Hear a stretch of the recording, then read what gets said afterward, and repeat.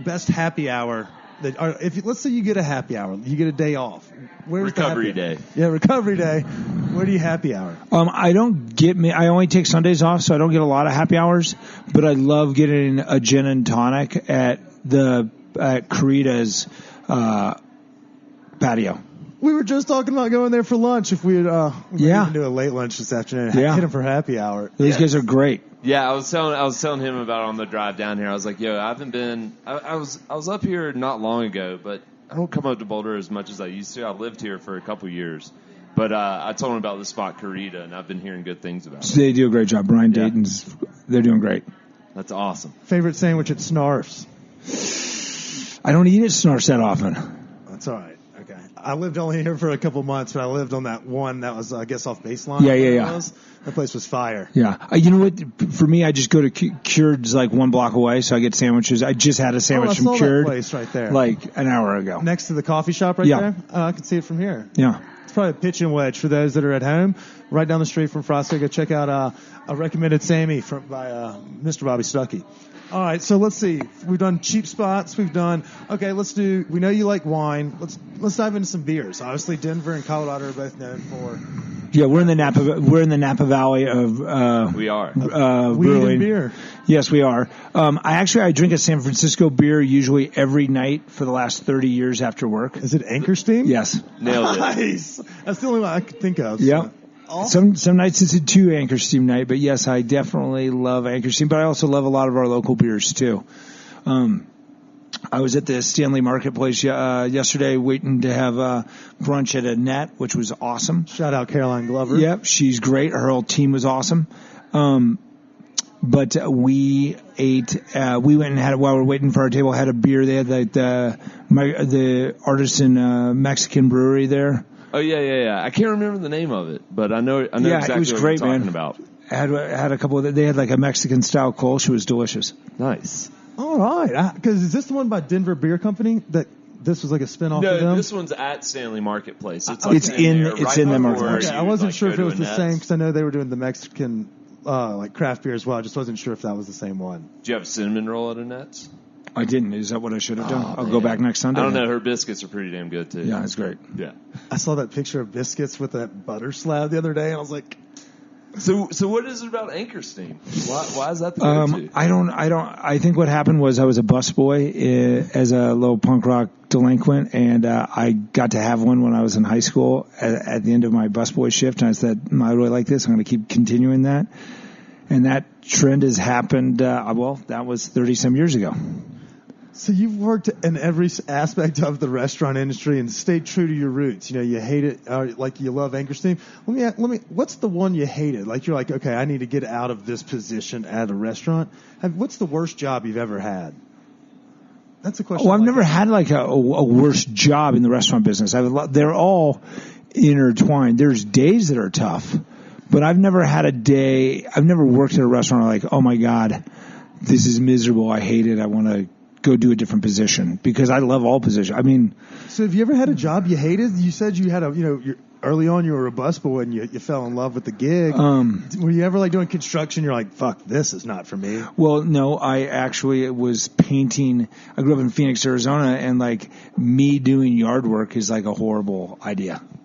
Like me, my dad loves gardening. Yeah, like any of that stuff, that's not my program. In that weather too, it's like no, thank you. It's the fucking worst. Yeah, my dad would like build a jungle in 120-degree weather and think it's relaxing. And I have post-traumatic stress syndrome from doing yard work for my dad as a kid, and now I'm almost 50 years old and I still can't do yard work. So it wasn't a job to get out of yard work. I'm not gonna. Well, I mean, yeah. Shout out. I think I took my Master Sommelier exam just to get out of doing yard work at our house with my wife. I mean, I swear to God, I'll do anything to get out of yard work. It is the worst. It's not my thing. And some people love it, you know? I back that because I had that same problem, and we had this big old mower, and we had this hill that your lawn just dropped off. So pushing this big mower up at 13 or 14, I think like you were saying, it scarred me. I'm not going to do it. If I don't ever live in the concrete jungle, like if I live somewhere, it's going to have to be in the mountains where there's like an HOA where someone comes and like sweeps off your driveway. cut your lawn. I need something like that. Definitely not back home in Alabama or Mississippi. Not a chance. You can't do it back No. Where are you from in Alabama? So I'm originally, I was born in Birmingham, but I grew up down in Dothan. Okay. And where are you from? I'm from Jackson, Mississippi.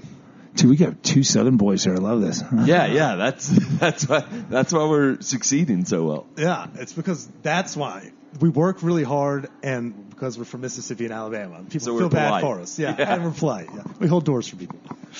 But we also have a lot of good questions. So things like we love our sponsors, Live Nation and the Fillmore, but we love to ask favorite Red Rocks concert you've caught. You've been here for a while, so you have probably had a flurry of them. Or your LCD sound system a couple years ago was a great show. I have to say, emotionally, 3 greatest because there's been so many great Red Rock shows. LCD sound system, great show with Wilco a few years ago. And then, it's been a while. It's been over 10 years since they played at Red Rocks, and they're done touring now. But Geddy Lee and Alex Lyson from Rush did a great show at Red Rocks, and my wife and I, but my wife even more so. We're both Rush fans. Rock fans? Yeah, and Danette. I think my wife is the first hot Rush fan. That's fantastic. Wait, so was the crowd? You're saying the crowd was Buster?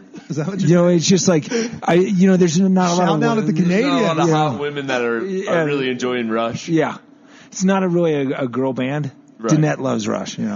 She's gonna kill me that I just said this online. It's all right. Danette, shout out to you. Yeah. That's great. So just rocked out at Rush. That's a fantastic 3-topper right there. Yeah. I'm not gonna lie. We do a lot of like jam band live events and bluegrass and things of that nature. Yeah. I'm a huge Wilco fan, though. I'm a huge Chris Thiele fan. He's great. Punch Brothers. Yeah. Okay. All right. So those are some pretty varieties though. What's your go-to like when you're running? Like what do you listen to? I don't listen to any music when I'm running. What? No, I just totally zone out for hours. But I listen to a lot of music, just not when I'm running.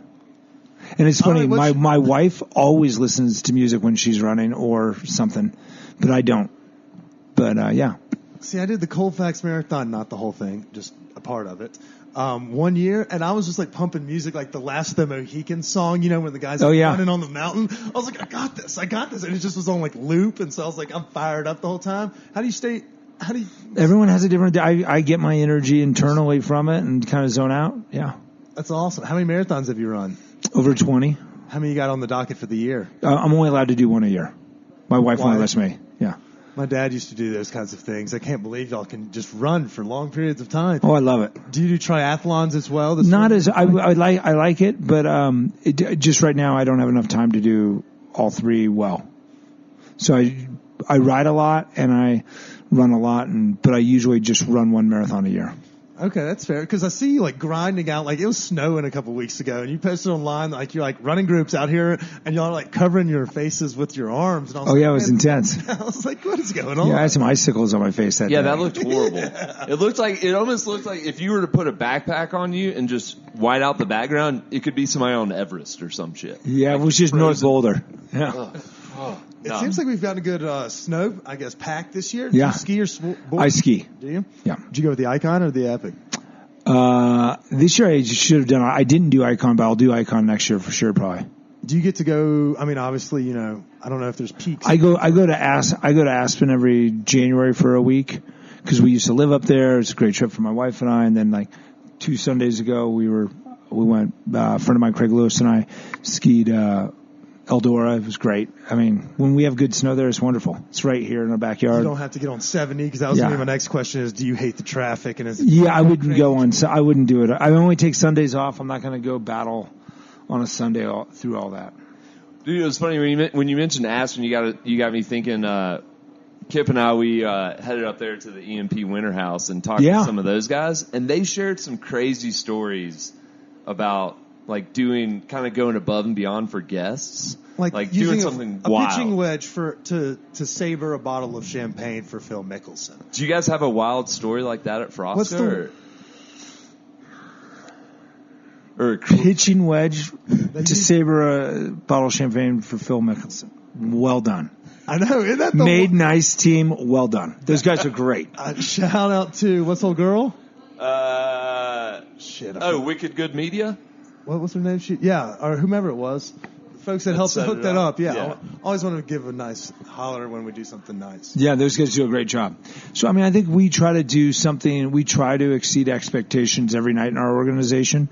Maybe not a pitching wedge for Phil Nicholson, but like everything. Do you know Phil? I don't know him personally. I was going to say, you're an Arizona guy he's a Sun Devil. Yeah. My mom was a Sun Devil. I went to NAU. I'm a lumberjack. So what was the scene like that is like, I know how it is in Arizona and Arizona State. Is it all the schools in Arizona similar in regards to the college aged appropriate women? Not where I went. I went more Rush fans. Yeah, exactly. NAU is it's more mountain living up there. Okay. I wasn't sure if it was like Rob Gronkowski and like how bad it all is, that scene. It's awesome. I love that you use the Rush. That's the kindest thing. I'm going to start using that. That's a new lingo term. We're stealing that. You're hot for a Rush fan. So what have y'all done? Like made anything like crazy for one particular guest, or done anything like that? Yeah, I mean for sure. I mean there's things that we'll even plan we've planned Italian vacations for guests, like that wanna. I could get behind that, letting you kind of like this is what I would do. That's not a bad idea. Have you thought about doing that like on the side, doing like travel agencies? No way. I'll get not adding anything to the my plate's full right now. But I will help out a guest on something. I want to say we might have... Well, speaking of plates full, I want to ask him about the restaurant's menus. Okay. But I'll let you ask that question first. Well, I was going to say, I swear like I've seen some posts or something about a cookbook. Yes, it's in the works. What is this? Is this like you and Lachlan doing like wine and food? Or it's really a love letter to the region Friuli. Okay. So yes, it's a Frasca cookbook, but it's literally the title is Frasca's Love Letter to Friuli, Venezia Giulia. Does it request nudes? Because I feel like no love letter these days without requesting nudes. No, it doesn't have any of that, but it's got like some itineraries and stuff, like how you can enjoy Friuli. Yeah. Oh, nice. So it kind of gives a little bit of the tip of the hat as well. All right. So are the restaurants, is it things that were successful in here? Because I want to let our listeners know, like, if you want to come to Frasca, what's popping right now? The seasons are changing. Sun is shining. Yeah. So thank God we're starting to see some spring menu items. I think everyone's ready for that. Like right now, like. Do they come from the cookbook? Is that where, is it all mutually exclusive? No, because some of the ideas on the cookbook are really just things that you would see in Friuli or things that people can do in their house. And then a portion of them are obviously Frasca classics. Like there's always Frico Caldo on the menu. That's something that's very much a piece of our region. And then there's dishes like right now, like we've got you might see something like the nudie with morels and English peas. It's like fantastic. Fuck yes. Yeah. I can get behind that. So we're hitting up your happy hour after we do this interview, because we obviously caught you in the middle of the day before the rush hour hits. But we're going to have to sneak back over here and munch on some stuff. Mm-hmm. What is if you're a big hearty meat guy, what you got anything sexy on the menu for someone that likes steaks or maybe even some crazy little meat? Yeah, we have we have a great lamb here there we go. We have great lamb. Yeah, red blood. We have great lamb here in Colorado. Buckner lamb is fantastic. Always steak on the menu, things like that. Bada bing, bada boom. So what would you say, so Monday nights here at Frasca, you guys do wine dinners? Yeah. So every Monday we have a different wine personality. Tonight we have Des Echevarri, who's a fellow master sommelier, and he's an importer, and he has 3 of his wines that he distributes and imports around the United States. Next week could be next week we have an Italian author here, Kitty Parla, which is awesome. So she's written a couple books on Italy.